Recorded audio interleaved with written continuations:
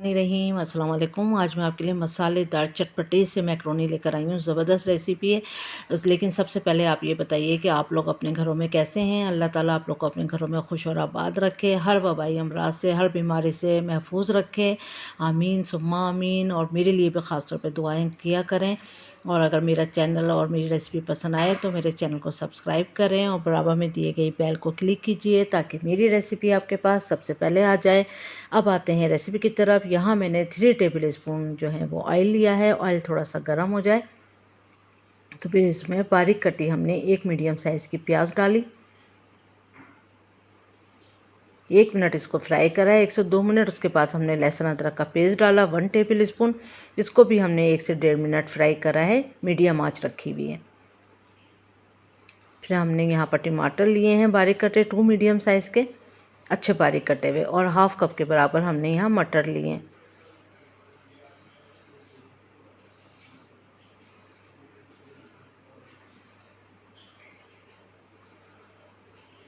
थोड़ा सा इनको मिक्स करेंगे और मिक्स करने के बाद फिर हम इसको ढक के मटर के गल जाने तक और टमाटर के भी सॉफ्ट हो जाने तक कुक करेंगे। तो ढक देंगे और ढकने के बाद हम इसको 4 मिनट के लिए हल्की आंच पे इसको पकाएंगे। 4 मिनट गुजर चुके हैं। ये देखें, आप देख सकते हैं ऑयल भी सेपरेट हो चुका है और टमाटर भी अच्छे पक चुके हैं। जब टमाटर पक चुके हैं तो मटर भी पक चुके हैं। 1 मिनट तक हमने इसको भूना है, थोड़ा सा 1 से 2 मिनट। उसके बाद हमने यहाँ पर लाल मिर्च, कुटी हुई लाल मिर्च डाली है 2 टीस्पून। फिर यहाँ पर ऑरिगेनो डाला है हमने तकरीबन 1/4 टीस्पून।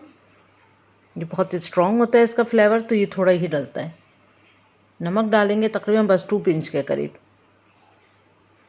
नमक आप अपने जायके के हिसाब से बाद में टेस्ट करके भी डाल सकते हैं। यहाँ पर मैंने पास्ता का सॉस डाला है 2 टेबल स्पून, और केचप डाला है 1 टेबल स्पून। और शिमला मिर्च है 2 टेबल स्पून बारीक कटी हुई हरी वाली। अगर आप चाहें तो कोई सी भी शिमला मिर्च यूज़ कर सकते हैं, वरना हरी प्याज भी यूज़ कर सकते हैं।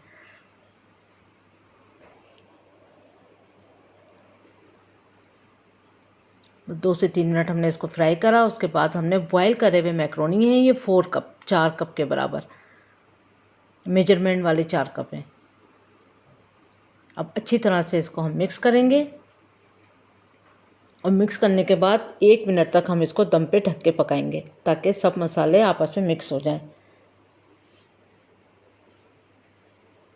बहुत चटपटी सी रेसिपी है, ज़रूर ट्राई करिएगा। अगर आपका छोले खाने का दिल ना हो रमज़ान में तो आप इसको ज़रूर ट्राई करें। आपको क्या, बच्चों को क्या, सबको घर में पसंद आने वाली है। तो ज़बरदस्त रेसिपी है, झटपट बनने वाली है और कुछ भी ऐसा नहीं है कि एक्स्ट्रा इसमें डालें। बस अब इसको हम डिश आउट करते हैं। 1 मिनट गुजर चुका है, तो ज़रूर ट्राई करें ये रेसिपी। उम्मीद करती हूँ आपको आज की रेसिपी ज़रूर पसंद आई होगी। दुआओं में याद रखें, अपना ख्याल रखें। अल्लाह हाफिज़।